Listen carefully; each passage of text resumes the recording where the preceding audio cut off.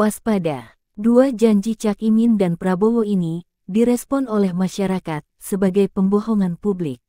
Janji manisnya sudah bisa ditebak, tidak bakal jalan saat nanti terpilih. Yang pertama, mari kita lihat janji dari Prabowo yang dianggap tidak masuk akal ini. Dan salah satu yang saya kumpulkan para pakar, salah satu adalah memberi makan siang dan susu gratis untuk semua anak dan murid di sekolah. Dan ini akan menjawab masalah stunting segera, dan ini akan merubah kemampuan anak-anak kita dalam waktu cepat. Kita lakukan ini, Indonesia akan bangkit menuju Indonesia Emas. Katanya mau ngasih makan total itu 107 juta orang tiap hari. Nah, 107 itu kira-kira 30 juta anak usia dini atau prasekolah katanya. Ya memang saya lihat ada data segitu. Kemudian 77 juta ibu-ibu hamil. Itu duitnya dari mana? Anggaplah 100 juta manusia ini. Anggap 100 juta yaitu 30 juta anak-anak usia dini ditambah dengan sekitar 70 juta katanya ibu-ibu hamil.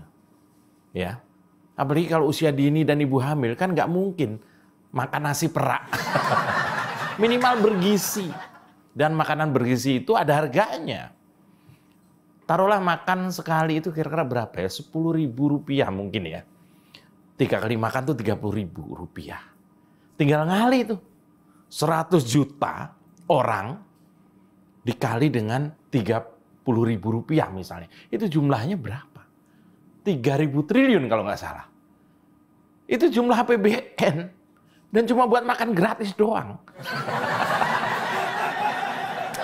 Saya nggak tahu ya, ini serius kan? Serius nggak sih gitu? Mau ngasih makan gratis 100 juta orang. Ente tahu kan? Pipis saja bayar. Gimana mungkin? Makannya gratis, tapi pipisnya bayar. Kalau cuma janji memang mudah. Kalau cuma ngomong emang gampang. Ya, sepertinya mereka memang cuma ahli soal janji. Cuma jago berjanji jangan-jangan. Soal bagaimana pelaksanaannya, saya yakin mereka nggak paham apa yang mereka omongin. Bukan cuman bikin ngiler, padahal nggak masuk akal. Makan gratis, pipis bayar. Kalau memang mau ngasih masyarakat, ya coba tiru Pak Jokowi. Katanya kan pengen meneruskan. Pak Jokowi itu biasa ngasih kail, bukan ikan. Ngasih dana desa biar perekonomian desa jalan, buat membangun di desa. Lalu perekonomian jalan.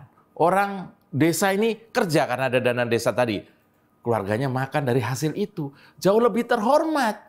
Nggak ngajarin rakyat antri nunggu pembagian makan nasi. Woi, ini negara maju, bos. Kok Prabowo malah mau mundurin ke zaman kita masih antri makanan? Ya beginilah kalau ada capres, minim pengalaman mengurus wilayah. Orang seperti ini nggak paham soal misalnya politik anggaran. Nggak paham soal duit itu nggak tinggal nyetak. Bahwa ada yang namanya anggaran pendapatan dan belanja negara itu bukan buat dibagi-bagi gratis tanpa perhitungan. Lagian kalau program ini dijalankan, 100 juta orang makan gratis tiap hari, sehari 3 kali, dan dibiayai oleh negara. Apa kabar nasib warung makan di pinggir jalan? Boya mikir panjang kali lebar kalau mau ngibulin rakyat itu. Janji kedua, yang tidak masuk akal, disebutkan dari perwakilan PKB. Janji ini juga dianggap hanya bohong belaka. Gus Muhaimin dan PKB menang. Semua yang punya sepeda motor, BBM-nya kita subsidi gratis tanpa biaya. Siapa yang di sini punya sepeda motor? Tahun 2024 PKB menang, Gus Muhaimin presiden, disubsidi serendah-rendahnya harga subsidi BBM. PKB menang, subsidi sepeda motor gratis BBM-nya. NU itu bukan PKB, ingat itu ya. Membangun negara bukan membangkrutkan negara. Yang masuk akal aja, NU itu membangun negara, menjaga negara. bukan bikin rugi negara. Opo-opo digratiske. PKB janji kalau Caimin menang di Pilpres 2024 maka BBM akan gratis untuk para pengguna motor.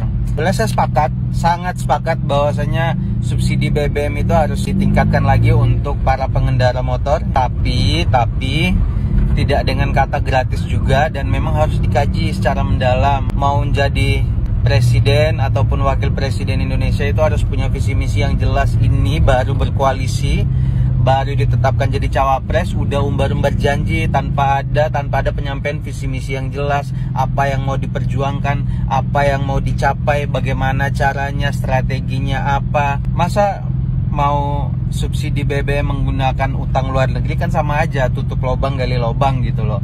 Hanya umbar-umbar janji ke rakyat biar rakyat memilih, padahal itu adalah janji yang sangat tidak realistis menurut saya dengan kondisi kita saat ini. Sama kayak PSI yang waktu itu kampanyenya kalau menang pemilu 2024 akan BPJS itu gratis. Ketika ditanya bagaimana caranya, tidak ada jawaban, hanya bilang kami sudah mengkaji.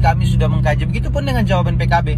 Ditanya bagaimana strateginya, bagaimana caranya, jawabannya kami sudah mengkaji, selama ini tidak tepat sasaran, selama ini subsidi BBM lebih banyak digunakan oleh korporasi. Itu tidak menjawab.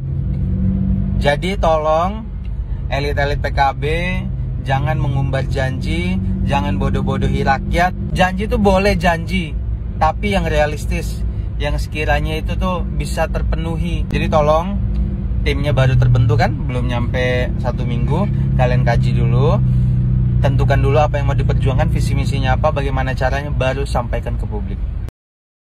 Dua janji Prabowo dan Cak Imin bukan mengundang pujian, justru mendapat cacian dari masyarakat.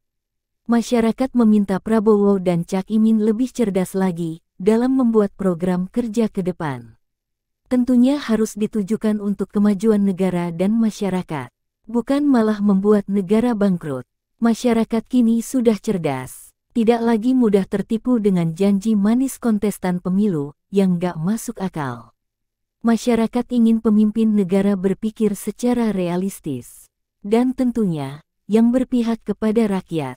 Memang janji kedua calon tersebut terlihat berpihak kepada rakyat, tetapi pemimpin yang ingin mensejahterakan rakyat, bukan mendidik rakyat untuk menjadi pengemis. Pemimpin yang dibutuhkan rakyat adalah pemimpin yang bisa menggerakkan perekonomian di masyarakat, sehingga masyarakat bisa mandiri dan maju secara ekonomi. Ada-ada saja ulah para calon pemimpin di Indonesia ini. Memang persaingan pemilu yang ketat ini membuat kontestan politik mudah mengumbar janji manis untuk menarik dukungan suara dari masyarakat. Tetapi, jika nanti sudah terpilih, apakah janji-janji itu bakal ditepati?